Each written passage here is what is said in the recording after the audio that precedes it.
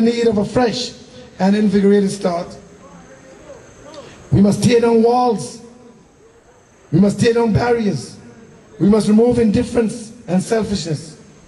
Our will can be as strong as our burning desire for change.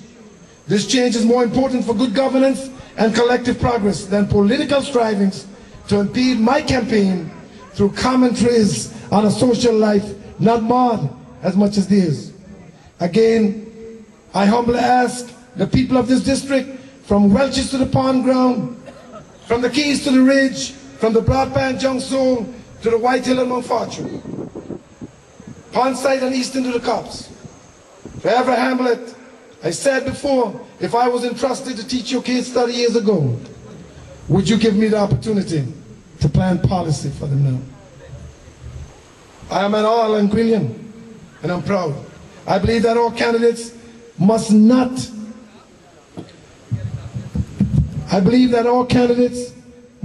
choose the gender factor. Our candidates must not choose the gender factor. All of us should be proud of our accomplishments. I stand here not as Terry Harrigan, a musician, not as Terry Harrigan that you know walking the street, but I stand here as a person ready, willing, and able to help this community. I cannot posit my gender and say vote for me because I'm a woman. Women are proud people. They are capable leaders. I've seen them all over. I've seen them stand up in the House of Assembly. I've seen them stand up in courts. I've seen them as they stood up in schools teaching our people. I'm always proud of the way they dispose of themselves. So we must deal with our presentation based upon our intellectual capacity to accomplish things. We can't deal or play that gender thing. And the time has come, ladies and gentlemen, to speak to facts. To speak to facts. There's no way that we ought to allow people to think. Proud women. Proud. I'm just as proud of them as they are of themselves. But I want to hear them say, vote for me because I'm more able than the other candidate. Not vote for me because it's time to have a woman in office. No. I said no. As we go forward during this election, we must fight against principalities and powers. This is a new, unique political race because so much is at stake.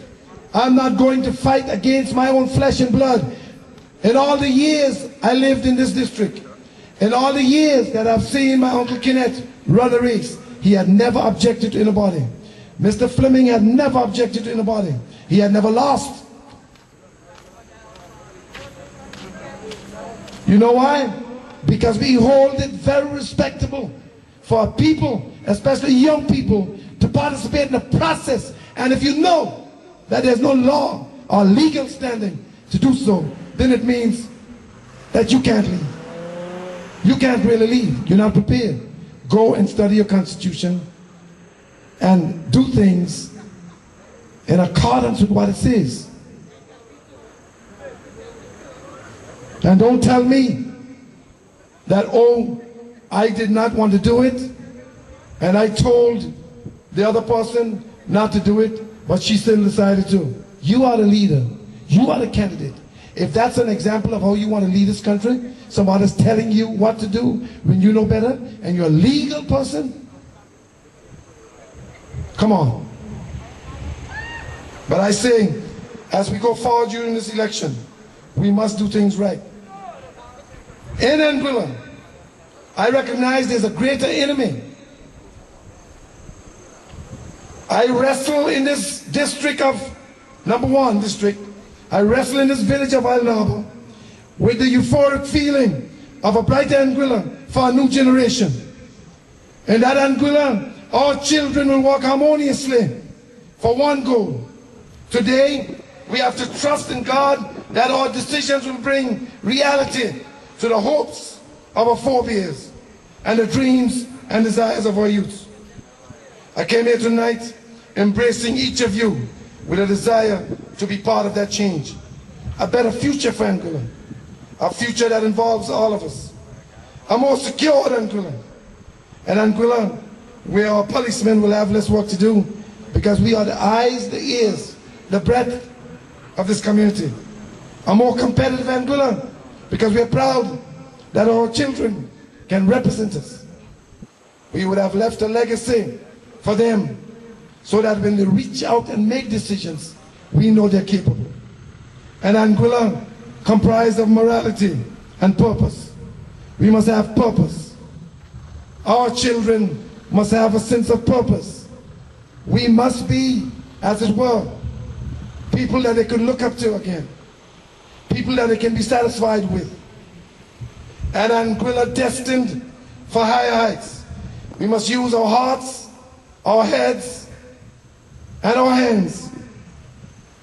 Ladies and gentlemen, citizens of District 1 and Anguilla, this is what I deem the ultimate triumph.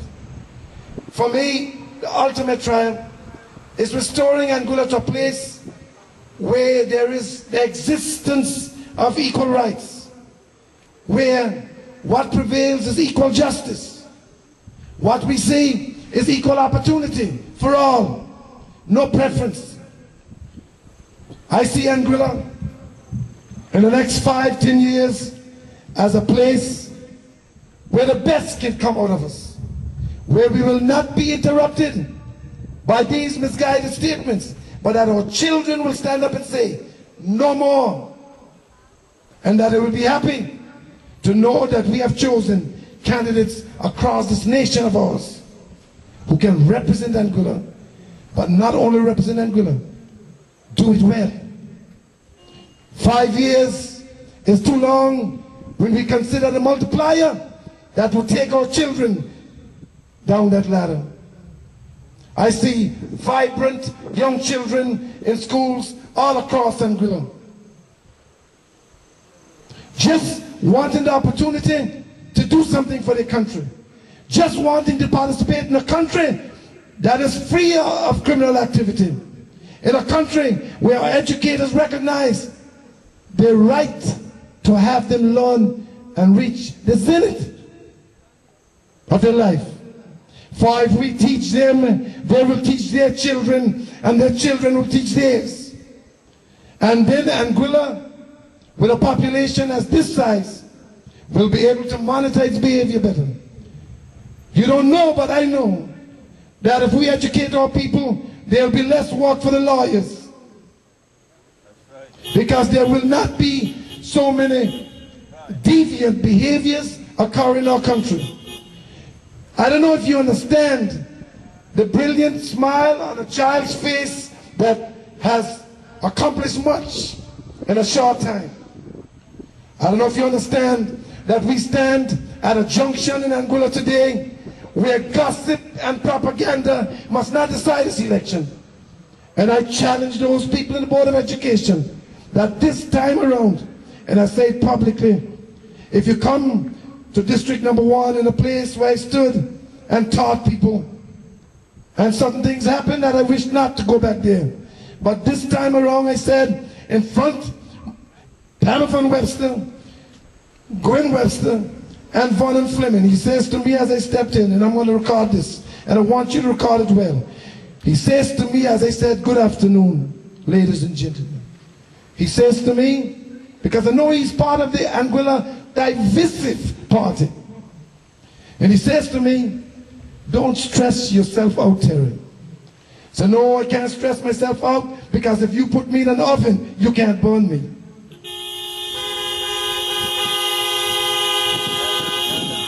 So how are you going to stress me out? What they don't know is that, and I think what they should understand is that there are just some people who can put a court on against these things, and that's me.